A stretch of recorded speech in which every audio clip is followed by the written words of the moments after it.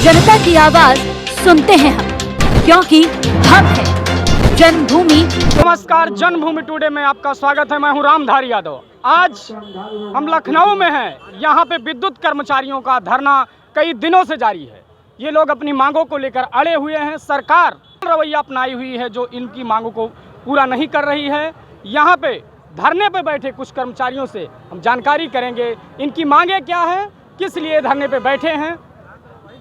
आपकी मांगे क्या हैं? देखिए, मैं केंद्रीय अध्यक्ष हूँ राजीव विद्युत परिषद प्राविधिक कर्मचारी संघ। मांगे में ये 28 सूत्री मांगे हैं जो कि एक साल से हम लोग पत्र के माध्यम से उस मांग पर हम लोग करीब 250 पत्र लिख चुके हैं। सरकार से भी मांग की है, हम लोग प्रबंधन से भी मांग की है, शासन भी मांग की है। हमारी 28 सूत्री मांगे। पहला मांग है कि जो बोर्ड तोड़ा गया था 2000 में, घाटा दिखाकर तोड़ा गया था, जो उसमें घाटा था 5000 करोड़ का, इस समय घाटा हो गया 95,000 करोड़ का। तो उसकी समीक्षा किया जाए कि जिस घाटे को दिखाकर आपने बोर्ड तोड़ा और हमारे 5 कंपनियों को बांट तब यूपी पूर्वांचल, मध्यांचल, पश्चिमांचल, दक्षिणांचल और कैस्को बनाया, आज वो स्थिति क्या है समीक्षा कर लिया जाए। दूसरी हमारी मांगे हैं कि जो हमारी पेंशन व्यवस्था थी, भारत सरकार ने 2005 में पेंशन व्यवस्था बंद की, इन्होंने 2000 में ही पेंशन व्यवस्था बंद कर दी, वो पेंशन व्यवस्था बहाल किया जाए। तीसरी मांगे हैं समय समय से प्रमोशन किया जाए। आपको बता दूं, सरकार की इस समय वर्तमान में मंशा भी है कि 2022 तक जो भी सीटें खाली हैं प्रमोशन वाली, उस सीट को ले लिया जाए और उसके सापेक्ष प्रमोशन तत्काल सभी विभागों में किया जाए। लेकिन ये हमारे जो प्रबंधन जी बैठे हुए हैं इसमें, ये सभी संवर्गों का प्रमोशन तो कर देते हैं हर 6 महीने पर, लेकिन तकनीकी संवर्ग का प्रमोशन ये हर 3 साल 4 साल लगा देते हैं। जो भी नया प्रबंधन आता है वो अपने हिसाब से नियम बनाता है। कोई 530 का नियम बनाता है, कोई परीक्षा लेने का नियम बनाता है, कोई 10 साल फाउंडेशन करने का नियम बनाता है। मैंने हमारे संवर्ग पर शोध किया जाता है प्रमोशन पे। ये सरकार आपके सपोर्ट नहीं कर रही है। सरकार की जो देखिए, सरकार तो अभी तो मैंने कहा, सरकार तो एक तो माननीय मुख्यमंत्री जी बोल रहे हैं कि सभी कर्मचारी संगठनों से वार्ता किया जाए।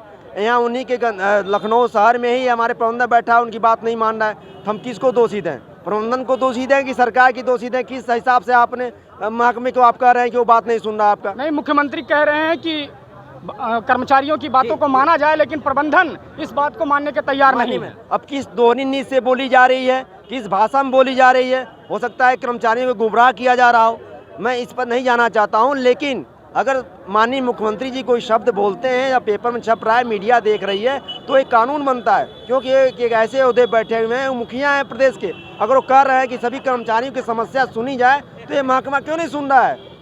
ये धरना कब तक जारी रहेगा? देखिए, धरना ये अनवरत जारी रहेगा जब तक हमारी मांग नहीं मानी जाएगी। अभी 2 दिवसीय धरना था आज। देखिए, धरना ये अनवरत जारी रहेगा जब तक हमारी मांग नहीं मानी जाएगी। अभी 2 दिवसीय धरना था, आज समाप्त हो जाएगा। फिर 15, 16, 17, 18, 19 को हमारा कार्मिक अनशन लगातार चलता रहेगा।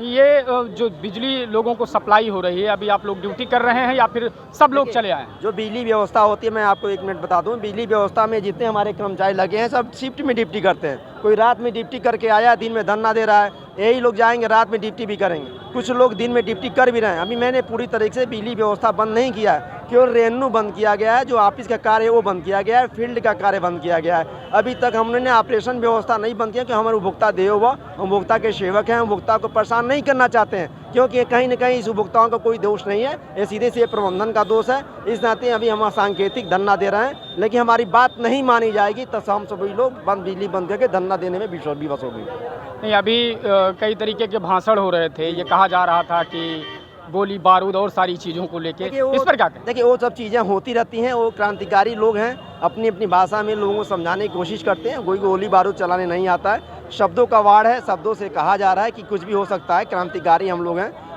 सड़क पे भी आ सकते हैं, रोड भी जाम सकते हैं, हम लोग विधानसभा भी कुछ कर सकते हैं। नहीं, वैसा मौका न लावें, हमारी बातों को समझें। हम लोग गादीगिरी माध्यम से हम उनको समझाना चाहते हैं। ये हम बैठे हुए हैं, पुलिस प्रशासन भी कह रही है कि आप बहुत अच्छे ढंग से आप धरना दे रहे हैं, इनको मानना चाहिए, लेकिन पता नहीं इनको क्यों दिखाई नहीं दे रहा है। मैं आपके माध्यम से फिर निवेदन करूँगा कि ये आपकी नुकसान नहीं हो रही है। ये आज प्रबंधन हमारे यहाँ अस्थायी रूप से आते हैं, ये 2 साल 1 साल के लिए आते हैं, फिर से नए जिले में नए विभाग में चले जाएंगे। वो 2 साल के लिए चाहे 1 साल के लिए आए तो क्यों मेरे विभाग को नुकसान पहुंचा रहे हैं? मैं उनसे विनम्र निवेदन करूंगा, जो कार्य करने वाले हमारे कर्मचारी हैं, जो आपने सड़क पर बैठाया अपनी नीतियों के द्वारा, आप सदा हित इनसे वार्ता करें, जो भी हमारी जेन्युइन समस्या है उनको सुना जाए और हमारी मांग को मानी जाए। अभी तक सरकारी तंत्र में किसी से आप लोगों की बात हुई है, माननीय मुख्यमंत्री से या मंत्री से, किसी से? हमारी बात पिछले आंदोलन में अप्रैल महीने में माननीय ऊर्जा मंत्री से, हमारी श्रीकांत शर्मा जी से हमारी बात हुई थी। उन्होंने आश्वस्त किया था OTS का, उस समय भी समय आया था, एक समाधान योजना जो आता है उस समय योजना चल रही थी। उन्होंने बैठकर वार्ता भी किया था शक्ति भवन पे। उन्होंने कहा आपके शासन से भी बात कराएंगे और इनसे भी कहेंगे प्रबंधन से ये लोग आपसे बात करें, आपकी एक नहीं 5 मांगे मानी जाएंगी। मैं उनके आश्वासन में, वो सरकार है, अगर सरकार इस चीज़ को कर रही है तो हमने विश्वास किया, हमने आंदोलन को वापस लिया और इन्होंने वार्ता भी कराया, शासन में भी वार्ता, इसका कोई प्रतिफल नहीं निकला। इसका कोई लिखित प्रमाण आप लोगों को मिला कि ये चीज़ें की गई हैं? ये लिखित प्रमाण नहीं, मीटिंग का मिनट्स मिलता है, उसमें दिखा गया। पहला मीटिंग हुई 2019 में हुआ था, मैडम हमारी पढ़ाई हुई थी, उसमें कुछ कमेटियाँ बनी थी। 2 हफ्ते के अंदर कमेटी को घोषणा करना था, आज तो कमेटी की घोषणा नहीं हो पाई, 2 साल होने जा रहा है। उसके बाद ये मिनट्स बनाते हैं, मिनट्स में लिखते हैं कि आपकी समीक्षा की जा रही है, आपके विचार किए जा रहे हैं, हरदम मीटिंग में यही होता है। आप कर्मचारी संघ में किस पोस्ट पे हैं? मैं केंद्रीय अध्यक्ष हूँ राज्य विद्युत परिषद प्राविधिक कर्मचारी संघ, ब्रजेश कुमार त्रिपाठी। ये थे ब्रजेश कुमार त्रिपाठी, जो ये अपनी मांगों को लेकर अपने पक्ष को इन्होंने रखा। इन्होंने कहा कि सरकार के आदेश के बावजूद अधिकारी इस बात को मानने को तैयार नहीं है, या इसमें सरकार का खुद का खेल है, इन लोगों को इस बात की जानकारी नहीं है। बहरहाल इन लोगों की मांग को अभी तक माना नहीं गया है। कई बार आश्वासन देने के बावजूद भी ये लोग सारी मीटिंग, सारी बैठकें निरर्थक रही हैं। धन्यवाद। जनता की आवाज सुनते हैं हम, क्योंकि हम हैं जन्मभूमि